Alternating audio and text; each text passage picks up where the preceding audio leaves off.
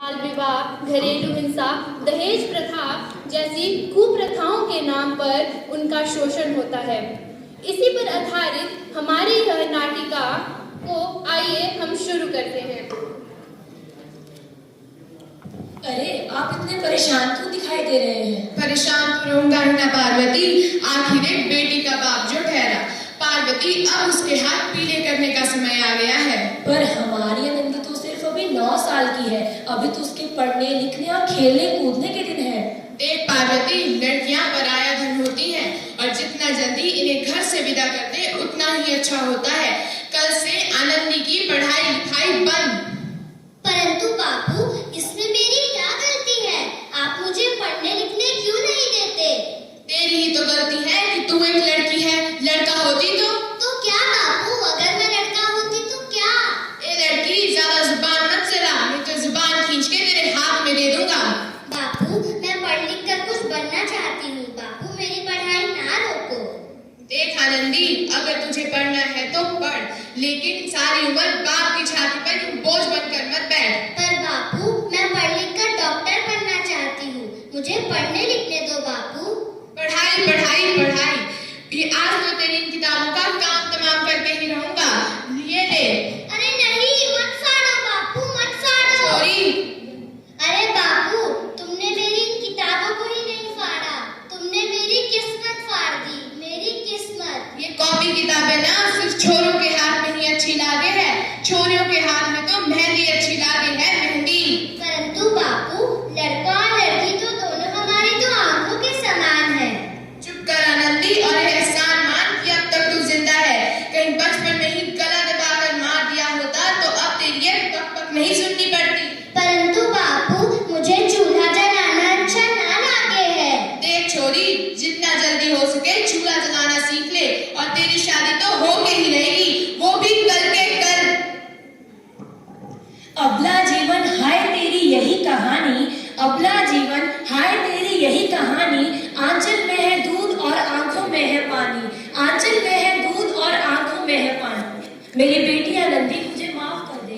मेरी तेरी बापू के आगे एक ना चलेगी। अब तुझे ब्याह करना ही पड़ेगा। माफ कर दे मुझे। इस प्रकार मात्र 9 वर्ष की छोटी आयु में आनंदी का विवाह गोपाल राव जोशी के साथ हो जाता है। जैसा कि हम सभी जानते हैं, बाल विवाह एक सामाजिक कुरीति है और इस कुप्रथा का शिकार होना पड़ा आनंदी को। 5 वर्ष बाद आनंदी 14 वर्ष की हो गई है और उसके घर एक नन्हे शिशु का जन्म हुआ है। तो आइए अब आगे देखते हैं। अरे देखिए ना, इसे क्या हो गया है? अरे इसका तन तो बहुत गर्म है और इसका माथा भी बहुत दबा हुआ है। लगता है इसे बुखार है। रुको, मैं वैद्य को बुला के ले आता हूँ। अरे नहीं नहीं, मैं इसे भगवान की बभूति लगाऊंगी और ये अभी ठीक हो जाएगा। अरे ये तुम क्या कर रही हो? इसे भगवान की विभूति क्यों लगा रही हो? ये सब तो अंधविश्वास है। अरे आप तो कुछ भी बोलते हैं। देखिए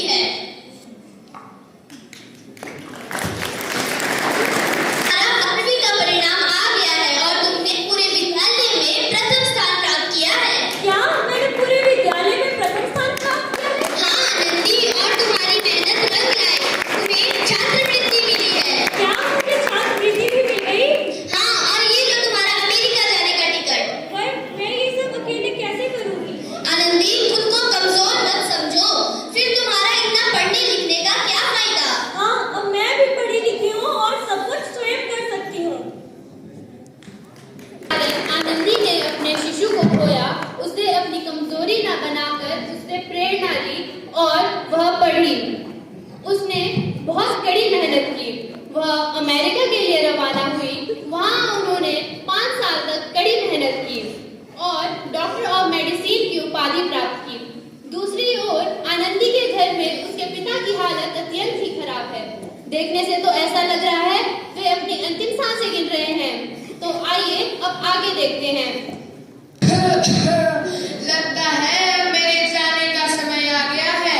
अब मैं नहीं बचूंगा। अरे ऐसा मत बोलिए। शहर के सिटी हॉस्पिटल में अमेरिका से डिग्री लेकर एक डॉक्टर आया है।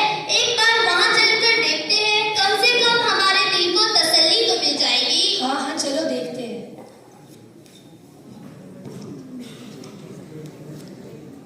अरे इनकी हालत तो बहुत खराब है। ये तो मौत की हालत में है।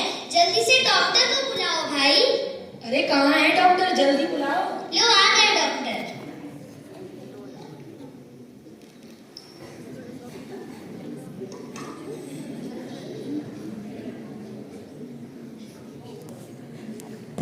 अरे इनकी हालत तो बहुत खराब है। ये तो मरने वाले हैं। जल्दी से इंजेक्शन दो।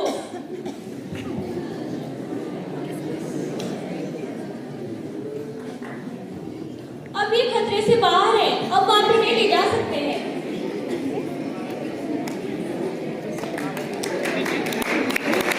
अरे मौत के मुंह से बचाया है आपको डॉक्टर ने। मौत के मुंह से। मिलना चाहता हूँ मैं उन डॉक्टर साहब से जिन्होंने मुझे मौत के मुंह से बाहर निकाला है। धन्यवाद करना चाहता हूँ मैं उनका।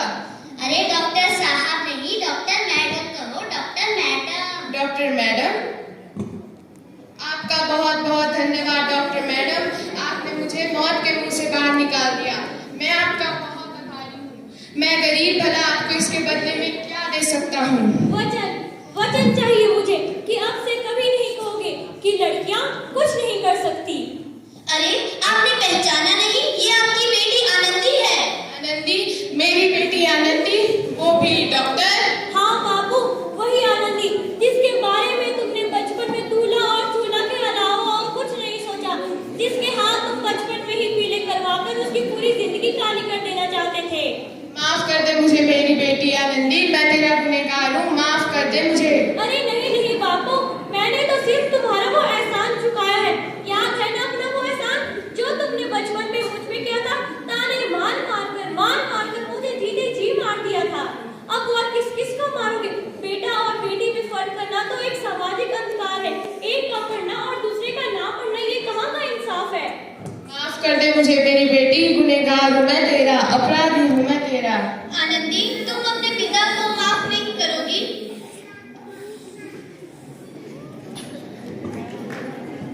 पर अपनी जैसी महिलाओं के लिए सुनहरा रास्ता बना दिया, बल्कि उनकी प्रेरणा का बहुत बड़ा स्रोत भी बनी। आज हम 2024 में जी रहे हैं, परंतु महिलाओं के खिलाफ अपराध में कोई सुधार नहीं है।